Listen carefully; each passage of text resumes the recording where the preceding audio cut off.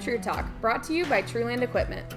Join us as we explore cutting-edge machinery, groundbreaking technology, and inspirational stories from the field. From the dedicated efforts of our team members to the triumphs and challenges of our farmers, True Talk brings you along every step of the way.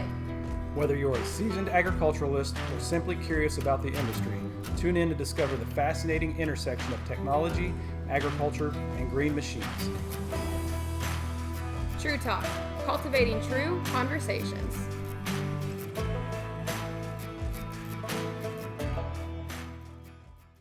I have to ask that before every podcast. What are we talking about? Yeah, I think you do. Do you want me to tell you what we're talking about? Well, This is your topic. Talk about a little of planting pre-season agronomics, perhaps.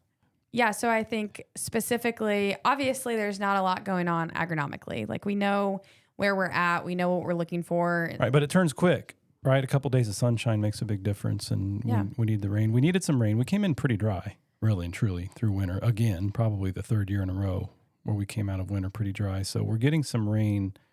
Correct. That probably is not the worst thing in the world. There's worse things. I feel like the timing for me, beggars can't be choosers here, but for me, I would have liked to have seen this rain hit about 2 weeks ago. Right. And then us be in ground warming mode as of right now. And then the 15th, we hit that perfect. Right. Now, we've had some flooding, right, in some areas, and the farther we get south in Kentucky, obviously it's got some pretty devastating stuff. But with as much rain as we've had around here, we don't have near as many wet spots that we could have, which tells you, again, we were pretty dry when we started. Yeah, the wet spots are wet. There's water standing in places where water would typically stand. The number one rule when people ask if you're going to plant early, not if it's not in the great conditions. So you wanted to talk a little bit about planter settings, spacing, yield effects, right? Yeah, so I just don't want anybody to gloss over how important getting your settings fine-tuned from the jump is, and then us rushing through that or skipping it altogether. What are the impacts of our hurriedness, right, pre-spring or at the start of spring? Well, we don't want to give up bushels ever. Exactly. Right. We don't want to get in a hurry and haste to make certainly some not waste. this year. Right. So yeah, those little things like making sure our population's right. Again, I don't want to underemphasize planting in good conditions. We don't have to plant in poor conditions in April. If it's the end of May, yeah, sometimes we if it's make June 1 concessions. and it's a little bit more wet than we would like, we're gonna have some smearing and we're gonna go in anyways. We got to, and we've been there, here and there over the last few years, just rarely, but it's happened. So yeah, that's one. And then, you're referring to some of the slides we like to bring out this time of year in terms of what we call yield effects of planting and spacing and emergence and making sure you hit the right window and get the population right. So obviously a lot of people look at their population, they're monitoring that, whether that be through just monitoring, your target rate and your deviation from that at planting on your display, or you're actually running a prescription. Right. Uniform spacing, everybody's all about that. We want the picket fence corn plants. Right. Some vanity to that. And, population can be a little arbitrary, and can depend on we don't know what's going to happen in this season, but the reality is we can get that information from, our seed company, a recommendation. We kind of know generally what we like to do on our soils. And like you said, the VRT seeding, which is great, especially if we can save a little money on some of the lesser ground. But you start getting into that uniform spacing, there's a little more mathematics involved in that, right? It's a little more firm and something that we can kind of control, and we know what kind of losses we can have. And there's some vanity in that, right? Picket fence. I mean, I do love a good Instagram picture that is the picture perfect uniform spacing. That's for dang sure. Right. So that's what I like to call the low hanging fruit, right? That's something we can control pretty easily with uniform spacing through, how fast we drive, depending on the type of planter we have, whether we've maintained our row units and maintained our,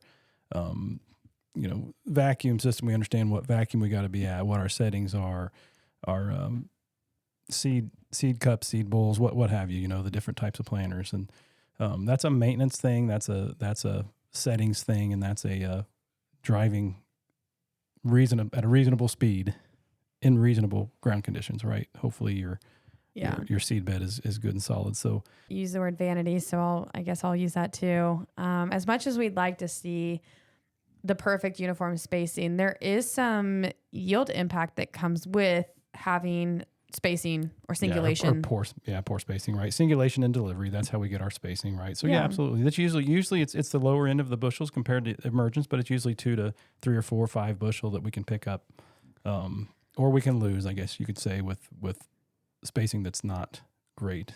And you can do those studies with, COV and looking at your coefficient of variability and your spacing, and those are numbers that you can get from your display as well. But that's proven. Again, it's pretty mathematic. Corn's a mathematic crop anyway.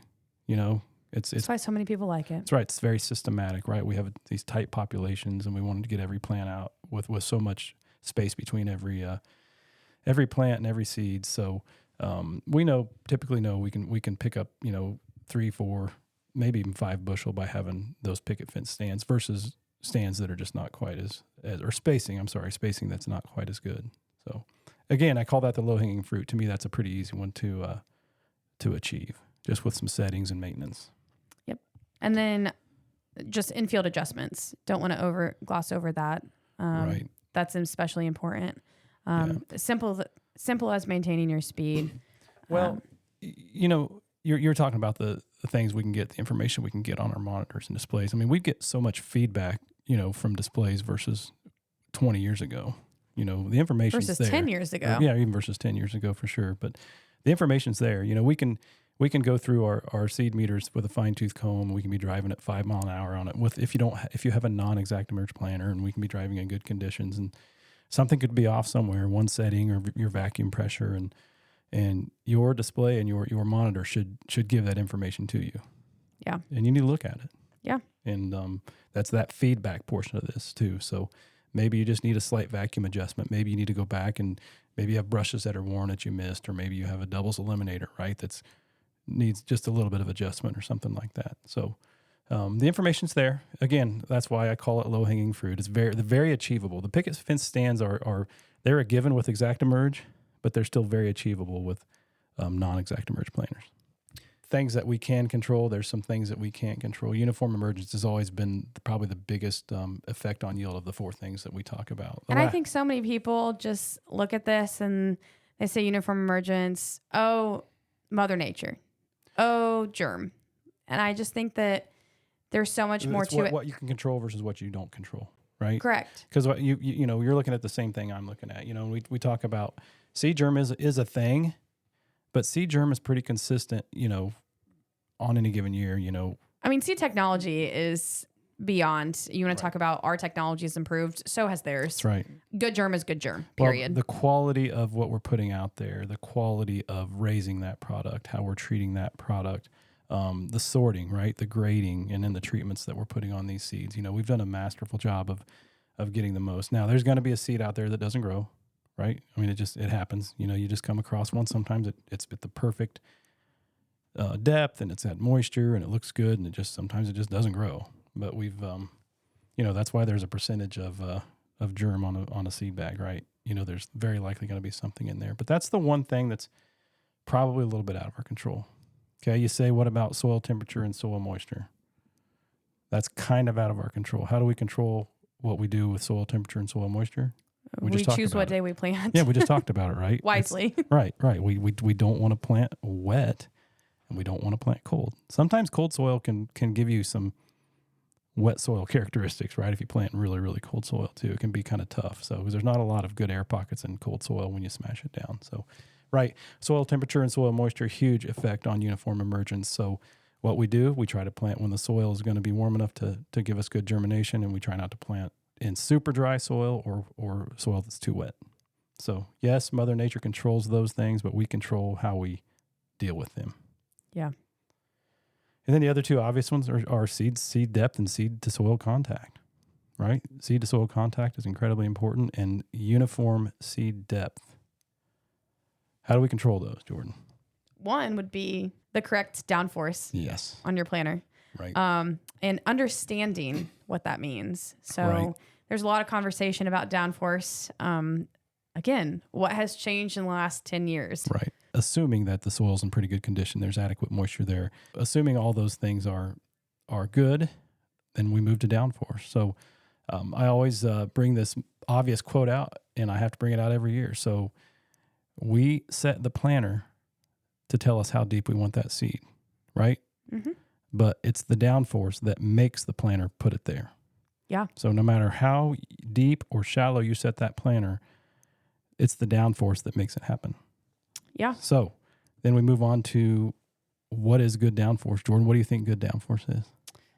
That's a pretty general term, but I like to use that word. What is good? Good downforce, adequate downforce. I would be looking at our ground contact. We're going to get those settings as dialed in as we think that we need to be, and then getting out of the tractor and looking and seeing the results. So is our seed actually dropping at the depth that we want it to be? That's right. You get the numbers off the display. Ground contact's incredibly important.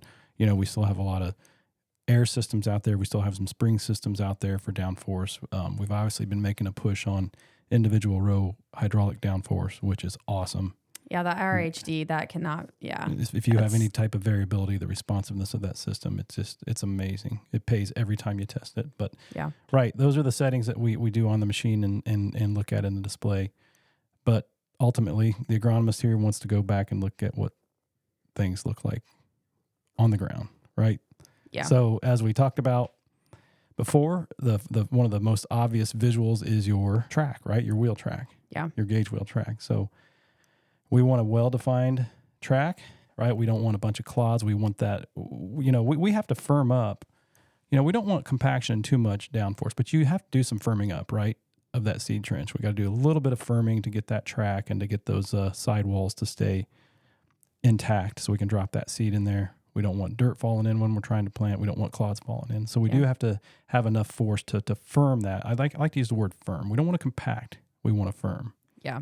But I think not only is this where soil moisture comes into play, let's not further add to those issues if we are in a less than ideal situation. Right. By something as simple as not checking our downforce or using the incorrect downforce. Yeah. And again, in those seasons where you do have to plant in conditions that are maybe a little heavy, and last year we had some of that, having that ability to pull that downforce back or that margin back in some of these higher end systems makes all the difference in the world. Yeah. Right. Because there's not one size fits all on downforce. It's so dependent on the conditions in the year that we're in. So, but yeah, we got to have it. We got to have it. It's incredibly important.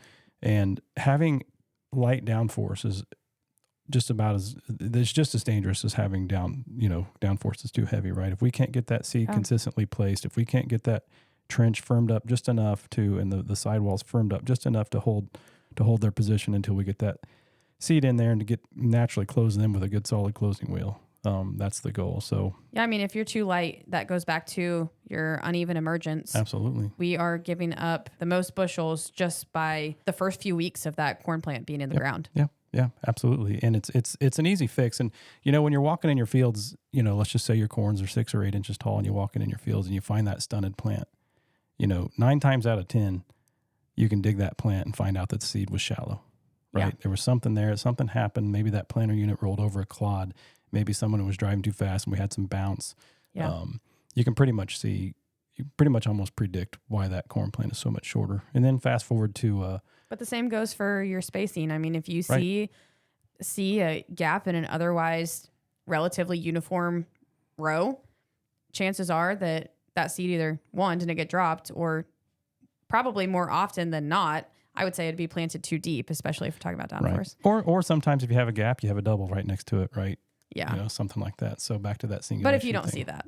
Right. You don't see it unless you're digging and looking, that's for sure.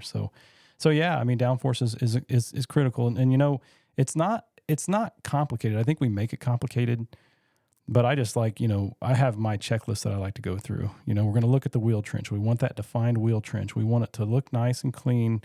We want clods either moved out of the way or pushed down, right? So they're not interfering with that gauge wheel. When we get too much downforce, we start to get really ribbony, or we get that where like you're squeezing that soil between your fingers, or we start getting shiny. Then we know we got too much downforce. That's the most obvious thing right off the bat, right? Is looking at that wheel track. And then we're going to do a little digging. So we're looking for consistent depth on the if we have it on the light side, we're not going to have consistent depth. That's for sure. So that's a pretty big red flag on downforce if your depth is all over the place. Yeah. Getting too much downforce, and we can start having things like smearing. People say the word smearing all the time, and I think it gets confused. But when you compress soil, you almost give it like a wet quality, right? Back to squeezing that soil between your fingers. Yeah. When you compress soil and then you try to drag something through it, my analogy is like you're dragging a knife through a block of cheese. Yeah. Soft cheese doesn't cut very well, right? Yeah. But it smears. When you cut it and you look at it, it smears the side of that cheese. And when we smear dirt and make it almost have a wet quality, a damaged wet quality, what happens when that dries? It becomes almost like a little concrete wall of sorts. So then we start having, root penetration issues and something. You're creating issues that aren't even there. So even in ideal soil conditions, ideal soil moisture, say that we have all the perfect conditions for planting, which is obviously, knock on wood, what we're hoping for. Yep. You're further amplifying the effects of the moisture that is in the soil, which we want, we need. We want some. Yeah, we want some. Yep. But you're almost giving that a negative effect. That's right. Pushing that soil with adequate moisture. When you compact it, it becomes soil with too much moisture at that point. Yeah, right? it hurts rather than helps that seed. We So squeeze our pores out, and we create almost, when that's got to dry out. When it dries out, it's not pretty. So again, getting good downforce, and again, we talked about needing to firm up that seed wall. But I'm a big fan of spiked closing wheels, plastic spikes, and conventional, and obviously more of a metal spike and no-till. But what's your opinion on the two, on the difference? As far as metal and plastic?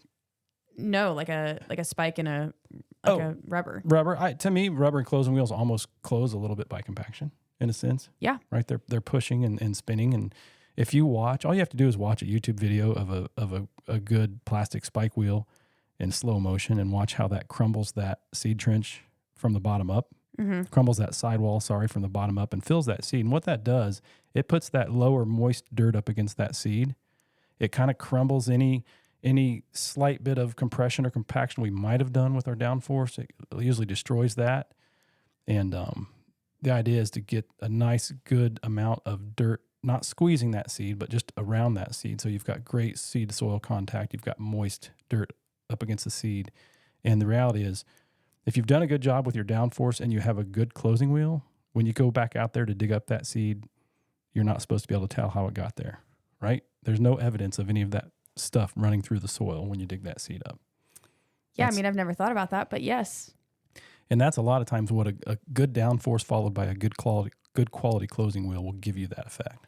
It's very important, right? Again, you're talking 10, 15, 20 bushel just on the emergent side of it. Now, if you add in the damage you can do by causing sidewall compaction and general compaction and compression and maybe having air pockets around the seed, right? Because you had so much downforce, you pinched it closed instead of crumbled it closed, right? The seed trench. I think that that yield difference can skyrocket significantly because you're adding, not only are you having uneven emergence at that point, then you're adding stresses. Yeah, you're just multiplying. There's multiplying factors at that point. Yep. So incredibly important. Again, downforce is fun to me. There's nothing better than getting good downforce and seeing the results of that and walking out of the field knowing you got it right. And just, again, taking a little bit of time just to confirm. I always say, we've got great feedback. We've got great technology in the cab. We've got a lot of information. But, take a walk back behind the planter, do a little visual confirmation, just a little bit of digging. And when you walk away feeling good about that, your planter settings, that's really, really good feeling. And I just think that the whole downforce thing, people get so confused. It's like the least defined term I think that exists when it comes to planting corn. Right. You're talking downforce versus margin, you mean? Yes. Yeah. Downforce is specifically how much force you're adding to that row unit, right? Yes. Whereas margin is a little bit more of a difference between the weight of the row unit itself, right? And how much more we need to accomplish what we want to accomplish. Yes. Is that a good way to explain it? Yeah. Right. So the difference, yeah. Yeah. So every margin setting has a downforce to make it happen. It has a downforce number, attached. And then it also has the downforce margin. Right. So the idea with IRHD, again, in automatic mode is that you're managing the margin. Yeah. The downforce is constantly adjusting to keep the margin that you want. Yes. And that's what makes that such a an attractive system. So it basically takes away the requirement of you managing your true downforce. And from there, you are looking at and changing your margin so that the planner can react accordingly. Right. And when you set those systems up, again, when you get back outside, go outside, do your looking, do your digging, and you find something you're satisfied with, and you can just go. It's unbelievable when you have any type of variability in your field. When we do the plots that we do, comparing IRHD, automatic downforce compared to set point downforce, the automatic downforce always wins. Yeah. Every time. Oh, yeah. It may be 1 or 2 bushel. It may be 5 bushel. It may be 7 bushel. Well, so many people overlook the variability that they need for downforce. There are so many people who set that planner once at the beginning of the season and don't even look at it again. Right. Well, I think we can all agree that setting any piece of equipment, you're setting it once and then not looking at it again, not great, not fantastic. Right. We don't encourage that. Right. But just as damaging are the people who set it once a week or once a crop, right, and just don't look at it again. There are so many factors throughout the day that can impact, throughout the field that can impact where you need to be setting your planner at. That's right. I mean, think about how much IRHD changes. It's how many times a second? Yeah. It's a lot. Versus how many you would Right. you would adjust with set point. Well, typically with the air systems, which again they were good systems and they are good systems, but typically it would always take like almost a round, right? Or so to for that to change, and the other one changes many times a second, and it's every row too. The nice thing is it's getting feedback from the individual rows and it's changing every row too. So not that you can't plant good corn without it. That's right. You definitely can. Absolutely. You just have to stay on top of it and you have to be cognizant of when you're adjusting your settings and why you're adjusting them. That's right. You got to get out. You got to look. You got to dig. So, downforce incredibly important. Again, it's simple yet complicated, right? It's really a fairly simple. I don't know who says thing. that it's simple. I don't say that it's simple. I maybe it's because you've been in the business way longer. No, I still think it's super complicated. If you and I know it can be a little subjective too, but if you have your points that you look at, again, if you're looking at that seed trench, if you're getting your consistent seed depth. Again, we're making sure the clods aren't interfering. We're making sure we're not pressing too much. We're doing and looking at some sidewalls. There's always a couple things we can do just to kind of little icing on the cake things we can do just to make sure we're good. But maybe the potential impact that it can have reduces my ability to call it simple. Yeah. Well, it's scary. It's scary because you don't want to be wrong, right? Yeah.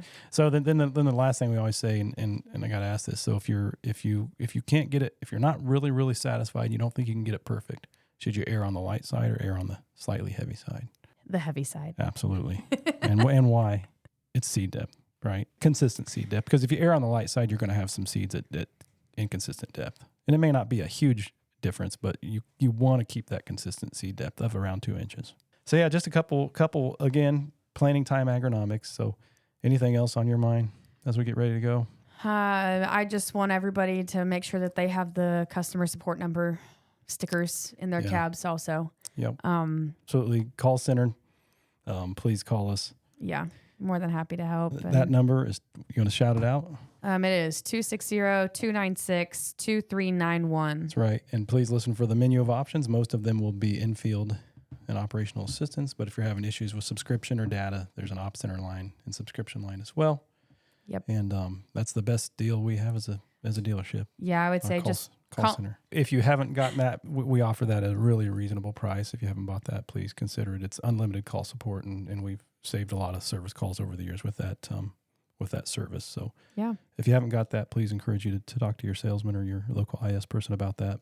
And we also have a fun comment section below. We monitor that. So if you have any outstanding comments, questions, concerns about downforce versus margin. So if you have any, either drop them in the comments below or give your local CST or TRULAND location a call. How about any email suggestions for future podcasts?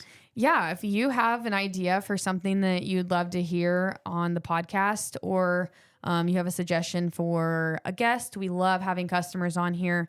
We'd love to hear that. So you can reach us via email. If you don't want to comment publicly, you can email us at TrueTalk TRUTALK podcast, so True Talk podcast, at TRULANDequip.com. It is a pleasure to serve all our customers. We hope everybody has a very productive and safe planting season. Talk to you next time. Until next time.